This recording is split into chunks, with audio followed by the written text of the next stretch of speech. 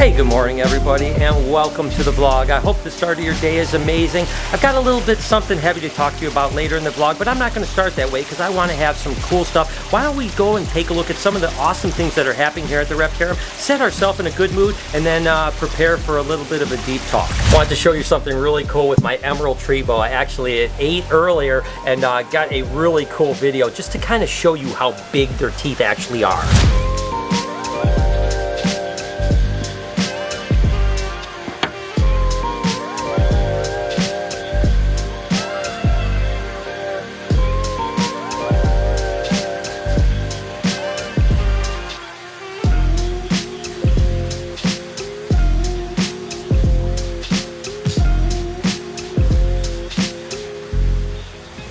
Interestingly enough, it came back and noticed that it had shed one of its teeth, and I could see it right here on the leaf right here. How crazy is that, guys? Again, emerald tree boas have the largest teeth of any non-venomous snake. That is a giant teeth. And after looking at that video and seeing it eat like that, I do not want to get bit by these emerald tree boas. I've never been bit by an emerald tree boa except for young ones. An adult, I'll pass. I'll be honest with you, because those are some daggers right there. I mean, just look at how incredibly large that tooth is. That is crazy. But again, when I saw that animal eating with that video, yeah, I was like, those are some pretty major teeth. Little update on the little Savoo python that we're holding back and actually raising up, and you can really see that octogenic color change starting to happen. Remember how it was like reddish orange as a baby? Now it's starting to look a little bit more brownish. More of that kind of dark patterning is coming through. It's starting to get its adult colors. And of course, eventually it's going to turn into an animal that looks just like this. You know, that's basically almost like a grayish brown,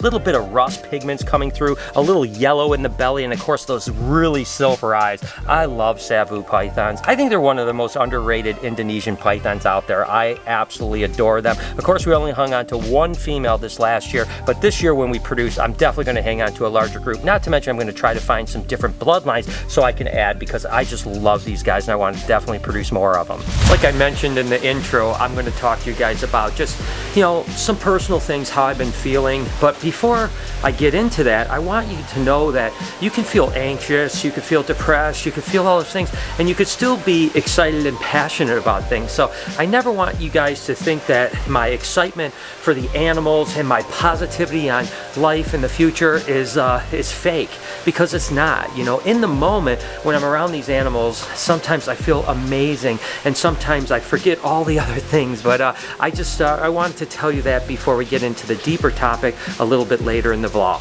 Notice the Mandarin Rat Snake just shed out, and she looks absolutely gorgeous. Of course, Mandarin Rat Snakes are native to China and just a really cool animal. When I was younger, you used to see these imported, and they came in relatively cheap, like $50 or so, but literally 99.9% of them perished because they just didn't do well. You got to remember that a lot of the animals that are exported from China actually come from the meat market. So what basically happens is that someone that's interested in actually exporting for a pet trade will go to the meat market where these guys are actually collected from the wild, and oftentimes they'll be in those situations for weeks being neglected and tore up, and by the time they actually get bought, actually maybe rehydrated, then sent over here a long time, they're just too beat up and they do bad. That's why a lot of species I'm not a big fan of importation of, to be honest with you. Mandarins certainly happen to be one of them. Fortunately, about 15-20 years ago, Larry Keller was able to produce captive Mandarin rat snakes, and then they did absolutely amazing. I mean, instead of being 99.9% of them not surviving, 99.9% of them actually survive and thrive in captivity, and they are absolutely a gorgeous animal. Right after they shed, I mean, that's one wicked snake. It's been a while since I updated you guys on the Vinegaroon that we brought over here. Probably since we got it, I haven't talked about it. You know, kids love creepy crawly stuff. The thing that's neat about Vinegaroons is even though it looks like they've got little pinchers on them, they actually can't pinch, and of course they don't have a stinger. Their defense mechanism is to actually excrete a kind of liquid that smells like vinegar, hence the name Vinegaroon. Interestingly enough, although these are kind of in the whip scorpion family, they actually don't glow like a normal scorpion under a black light either. They're just a cool animal, and again, really kind of creepy looking, but kids love them, and it's been a huge hit over here at the Reptarium. There's no doubt about it, because you don't have to worry about handing it to someone and it maybe getting stung or pinched or anything like that. The worst thing that could possibly happen is someone's going to smell like a little vinegar afterwards, but this is a pretty cool little animal. I am so excited about this little baby gargoyle gecko right here. May not look like a whole lot right now, but it has a future that is going to be pretty amazing. Of course, this is the Deadpool line. We've hatched a handful of Deadpool babies this year. Of course, we work with Dracula, Deadpool, and another red line, but the Deadpool line is kind of like the most famous from Tiki geckos. It's just beautifully red, and you can see how rich color this is right now. This is going to be spectacular. This may be the nicest baby that we've hatched so far this year. Just all of those chocolates and kind of rich colors are going to turn super red as this thing gets older. Unbelievable. Again, this is a polygenically bred line for red, right? So you breed the reddest baby to the reddest babies, and that's why we're working with 3 different bloodlines. We don't want to do a lot of inbreeding, so that way we can take Deadpool to Dracula, we can take Dracula to our other red line, and these guys are jumpy little monkeys at this size too. Come on, little buddy. But I tell you what, I couldn't be more excited. I think this is the 5th or 6th baby Deadpool that we've hatched out this year. And we've got a couple more eggs. And of course, we have a brand new male red animal that's breeding a Deadpool female too that's just starting to lay eggs. So the fact is, we should have some really beautiful red babies here coming up this year. The biggest problem is convincing Jessica to ever let any of them go, because she just wants to raise them all up, which quite frankly, I don't have a major problem with. But how cute is that? Look at that.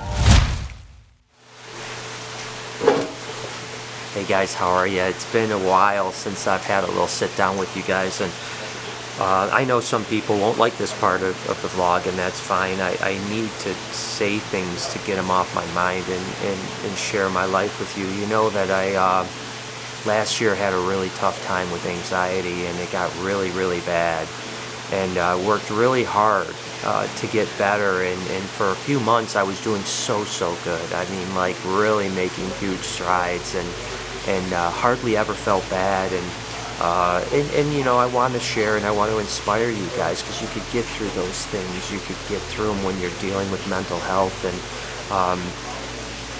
but there's also times that you regress too.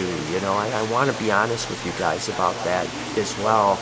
And you know, it's not always the road to success with mental health isn't always just this upward road, and like I said, I was doing so great. The last week and a half or so has been a bit tough for me again, you know. Just not feeling great, you know, just feeling scared about regressing more than I should, you know, and that's the problem, is that you have to believe that you're not going to. And when you get into times when you feel out and it's getting to me, it's you start swimming in it, you know, and it becomes almost unbearable. And the only reason I'm coming and telling you is because I feel I have to get this off my chest. I always want to be honest with you guys. You know, life is not always great, you know. There's ups and downs, and the last 7 or 8 days haven't been good as they have been. I am 1000% positive that I will go back to being good again. I don't know how long it's going to take. I hope it's quick. I've learned a lot of tools that to get through these things: meditation, mindfulness, gratefulness, and I am grateful. I'm so grateful. You have to remember that, you know, I live the best life. You know, I have everything I want. I live my dream, and that's the thing. I know sometimes people will say, you know, stop crying, stop feeling down, stop feeling anxious, you've got everything, you don't deserve. It's not about what you have, it's not about what your life is, it's not about it. Sometimes it's just about something in you that triggers things, you know. Obviously there's a lot of childhood trauma in my life, and sometimes it pops up, and sometimes it's hard to get through it. But you guys help me a lot, and your support and your prayers and your great energy means the world to me, and I just want to tell you that I love you guys, and without you I don't think that I could have made it this far, and I want to inspire you guys to keep going, you know. If you're suffering, you know, it's going to get better. I'm suffering a little now, but I'm going to get better. if things are going to be better in the future. And I wanted to update you, and I want to take you along on this journey because maybe you had suffered and were better, and you regressed a little bit. And I don't want you to feel like you're alone. We're going to get through this, man. We're going to get through this. The world is a freaking crazy place right now. It's a scary place. And anyone that even has a touch of mental health issues is really struggling. And I just want you to know you're not alone, and that we will get through this. The world will get back to some normalcy eventually. Whether it's 3 months or a year from now, it will. And we will all survive this. So I don't know. I just had to talk to you guys for a minute. You know, I know some people, when I do this, will ridicule me. They'll say I'm weak. But I don't think it at all. I think it's the opposite. I think it's great strength to be honest and to be able to be vulnerable. And through that vulnerability and honesty, I hope that I can inspire you to get out of bed and go do bigger things. And eventually, you know, we all will be happy and we'll all love life. And yeah, it's been a rough week, but it's gonna get better. It's gonna get better. I promise you, it's gonna get better. And so let's do this together, all right? Together we can make this journey, and together we're gonna be great. So I love you guys, and sorry, but again, I every now and then I want to just be honest with you because I know it's gonna make an impact on somebody, and that's what matters to me. And with all that said, I'm going to end the vlog here because there's really nothing else to say or do after this. I'm going to be okay, guys. Don't worry about me. I'm going to be okay. I love you guys. Thank you for watching. You know all the dig, you know, subscribe, like, all that stuff. At this point, a lot of that doesn't matter at this point, but it matters in the end. But last time I came to you, I ended the vlog and I said, I hope I'll see you tomorrow.